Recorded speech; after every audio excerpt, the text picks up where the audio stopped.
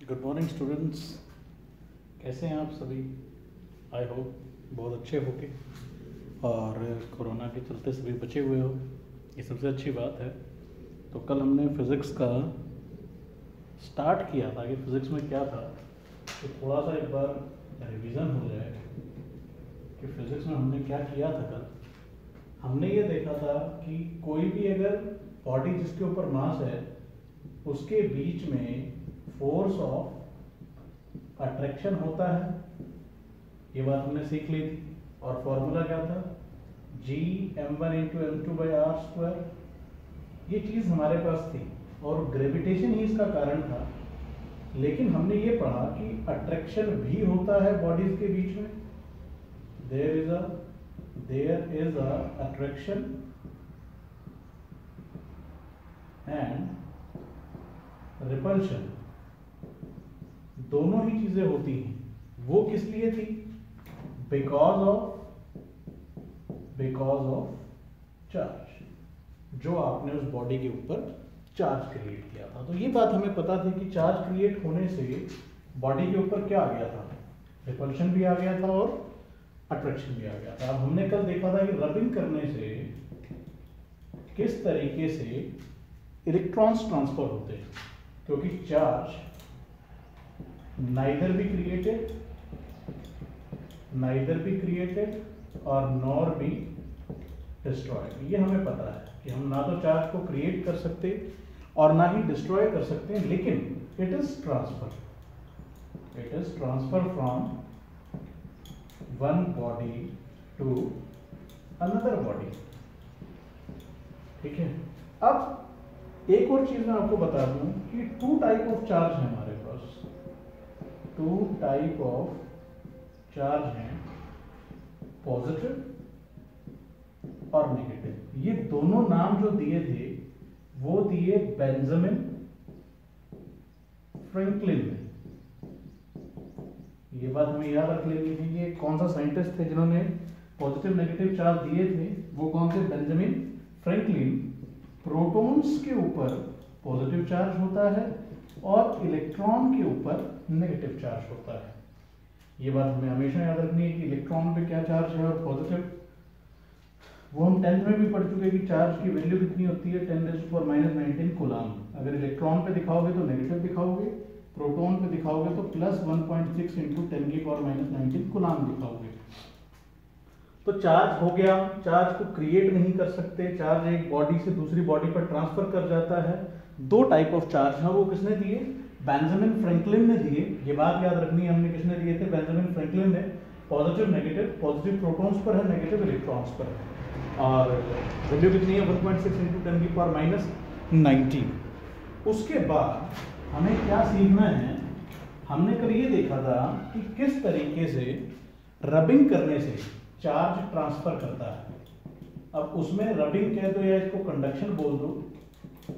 Conduction में क्या होता है? When the body touch to each other. अगर चार्ज ट्रांसफर हो रहा है और बॉडी आपस में टच है तभी होगा। जैसे फॉर एग्जांपल सिंपल सी बात है कि मैंने इसको इसके ऊपर घिसना शुरू किया तो शायद कुछ इलेक्ट्रॉन इसके ऊपर ट्रांसफर कर गए, तो इसके ऊपर नेगेटिव चार्ज आ जाएगा और इसके ऊपर पॉजिटिव चार्ज आ जाएगा। ये बात हमें मालूम है। तो बॉडी का टच होना बहुत जरूरी है। जब आप रबिंग करते हो तो बॉडी को टच करोगे तो आपका जो चार्ज है वो ट्रांसफर करेगा। घिसोगे जब एक दूसरे के ऊपर तो बॉडी से चार्ज ट्रांसफर करेगा। इसके अंदर सबसे पहला एग्जांपल जो हमको देखना है, जो एनसीईआरटी का है, वो है कि ग्लास रोड और सिल्क क्लोथ। ग्लास रोड पे कैसा चार्ज होता है? पॉजिटिव चार्ज होता है। हर बच्चा याद करे, एक नंबर के लिए आ सकता है। सिल्क क्लोथ पे नेगेटिव चार्ज होता है। दूसरा एग्जांपल आप याद रखोगे प्लास्टिक रोड का।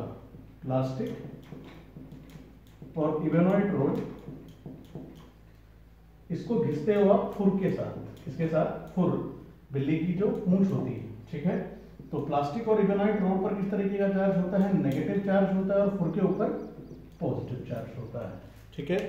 तो ये बात तो रही चार्ज की कि किस तरीके से चार्ज आता है और कैसे नहीं। अब आपको एक बहुत इंपॉर्टेंट बात समझनी है कि किस तरीके से किस तरीके से आप इसको जानोगे कि चार्ज आपने क्रिएट कर दिया नहीं क्रिएट कर दिया।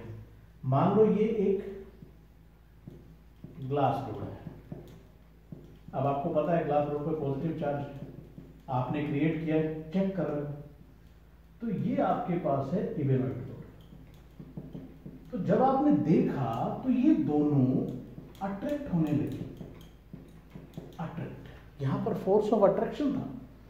अगर फोर्स ऑफ अट्रैक्शन था तो इसका मतलब समझ लो कि इसके ऊपर पॉजिटिव चार्ज था और इसके ऊपर नेगेटिव चार्ज था, तभी इन दोनों के बीच में क्या हुआ, फोर्स ऑफ अट्रैक्शन हुआ। आप एक सिल्क का क्लॉथ लो, सिल्क का क्लॉथ और ये सिल्क का क्लॉथ लो, दोनों को साथ लेके आओ, तो यहां पर आप देखोगे रिपल्शन होगा, लेकिन कब, अब रिपल्शन हुआ। देन एक और बात बताऊं, अगेन आप क्या करो, सिल्क का कपड़ा 1, सिल्क का कपड़ा 2, सिल्क क्लॉथ 1, सिल्क क्लॉथ 2, दोबारा लेके आओ, नो रिपल्शन, नो रिपल्शन। क्या था ये कि ये जो चार्ज आपने, एक ड्रॉबैक जो कंडक्शन का है कि अगर आपने एक बार चार्ज क्रिएट किया तो थोड़े समय के लिए, मतलब charge on a body exists for lesser time, for lesser time, lesser time, lesser time when charge is created or transferred by the method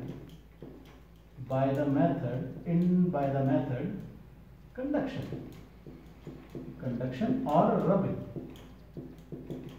ये बड़ी इंपॉर्टेंट बात है आपके सामने कि जो चार्ज था उस बॉडी पे बहुत लेस टाइम के लिए रहने वाला है।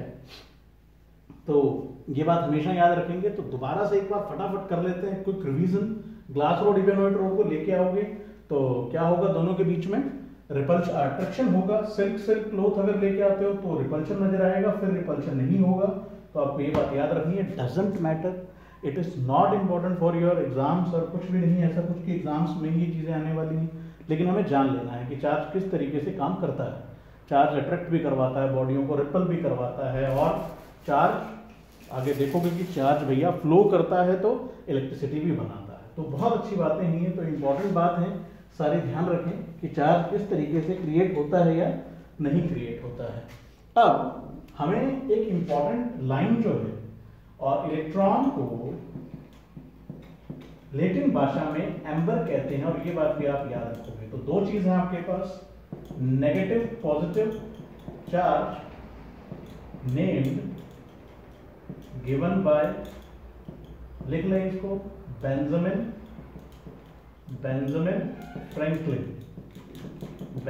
फ्रैंकलिन ने दिया, और लैटिन भाषा में amber, electron in Latin language, in Latin amber बोलते हैं उसे। ये बात भी आप याद रखेंगे। इलेक्ट्रॉन एनसीईआरटी का क्वेश्चन था तो एनसीईआरटी के क्वेश्चन को ध्यान रखेंगे बिल्कुल कि बेंजामिन फ्रैंकलिन था। अब हमको एक इंपॉर्टेंट नोट देखना है कि हमें, जब हमने ये देखा कि एक ग्लास रोड था, दूसरा भी ग्लास रोड था, तो यहां पर रिपल्शन हुआ। क्या हुआ? रिपल्शन हुआ, और एक ग्लास रोड लेके आया और एक इवेनॉइड रोड दी, इनके बीच में हुआ अट्रैक्शन। क्या था ये चीज शो करता है कि बड़ी इंपॉर्टेंट लाइन है, लाइक चार्जेस